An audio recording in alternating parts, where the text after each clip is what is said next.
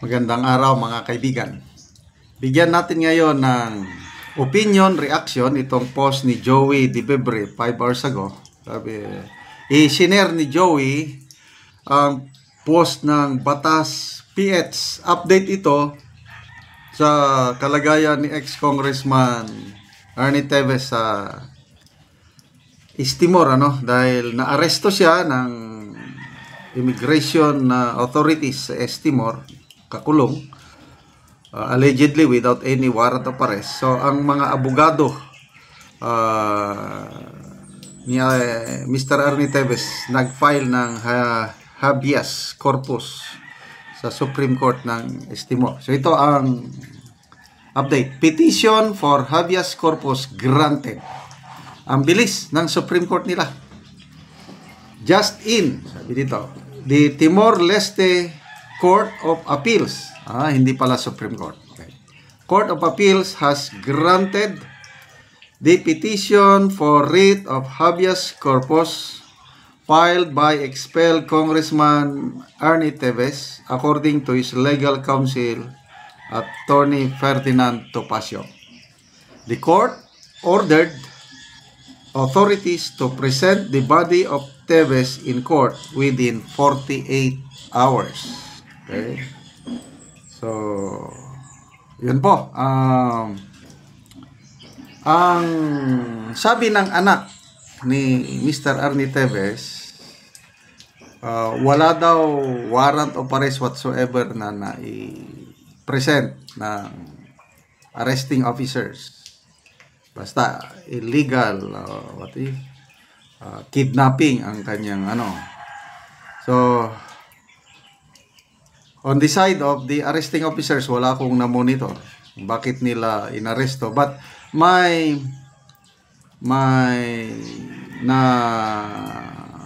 basa akong post ni Kipi Chu. Nag-apply daw ng asylum itong si Mr. Ernie Teves.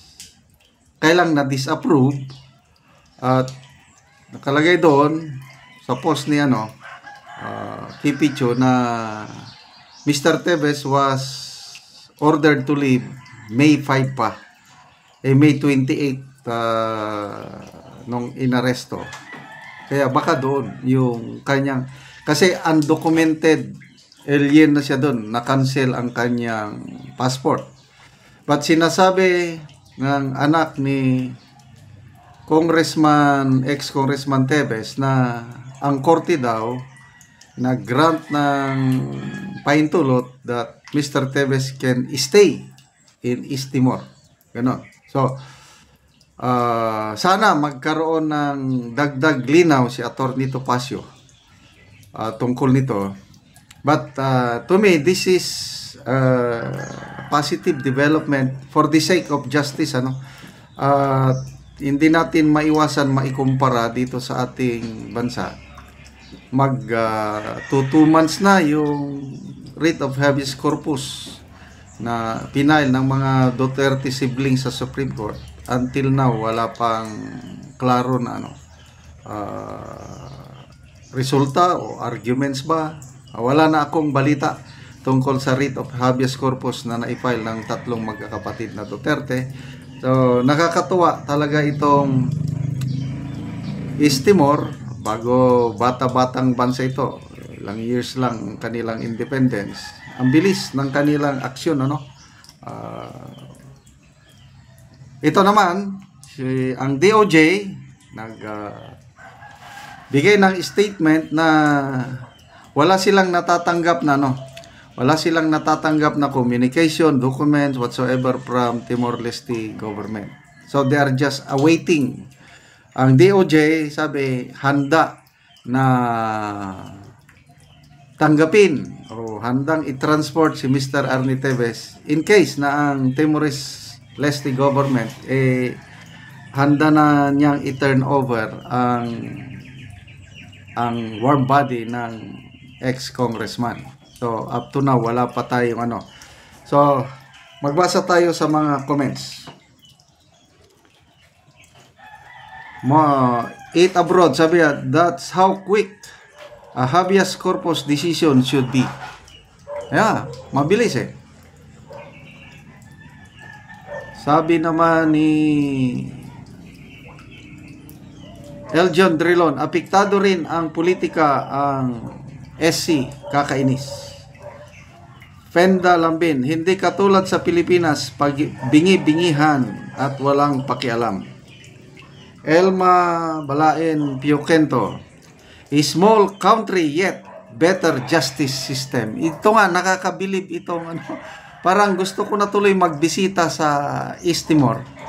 Dahil, yun na nga, yung request for extradition, dininay ng Court of Appeals. Hindi pwede. Teves will remain.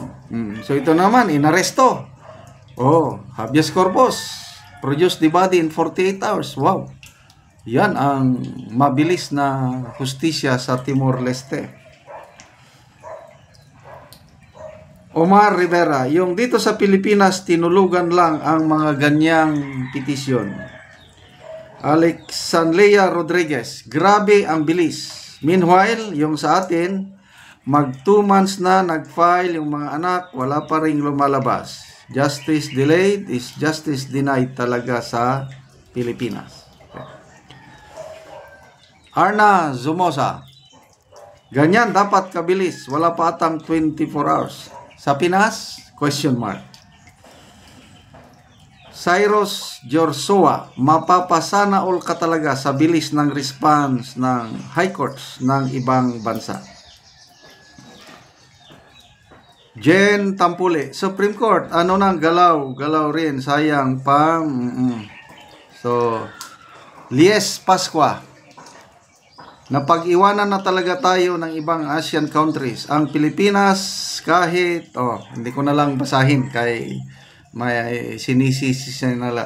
So, good luck po sa pamilya ni ex-Congressman Teves. Talagang masunod lang ang due process.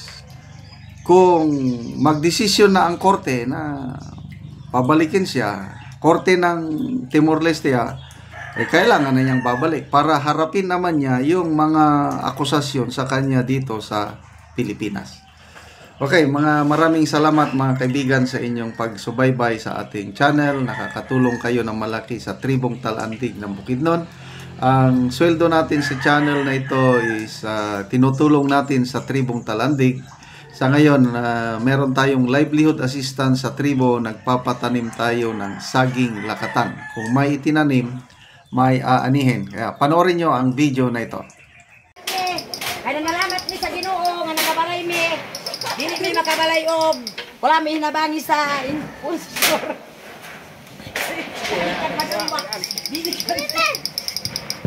Ala inangin ka. Katulong kinong sila. Ito magalang. Kaya namin salamat iwa sa balay dayin na bigyan. Ang pigtulaan ang dayo. Oy, ito ang basin na. Relax pa kan sa uda. Alaw na kayo.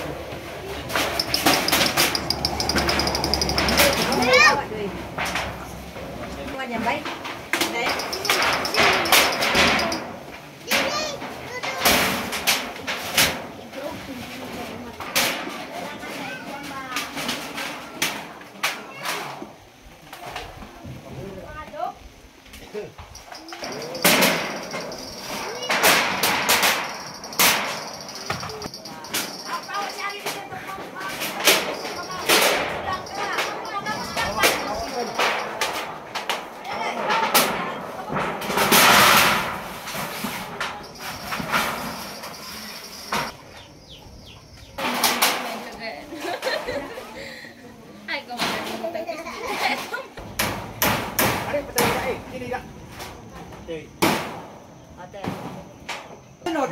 Karon managid ang balay ni Ante. Bago niyang balay. Karon Ante unsa ang imong ika-istorya nga humanagid Ante imong balay, nakatop na gid ka. Nalamat ko nga nakabalay na ko wa na itulo.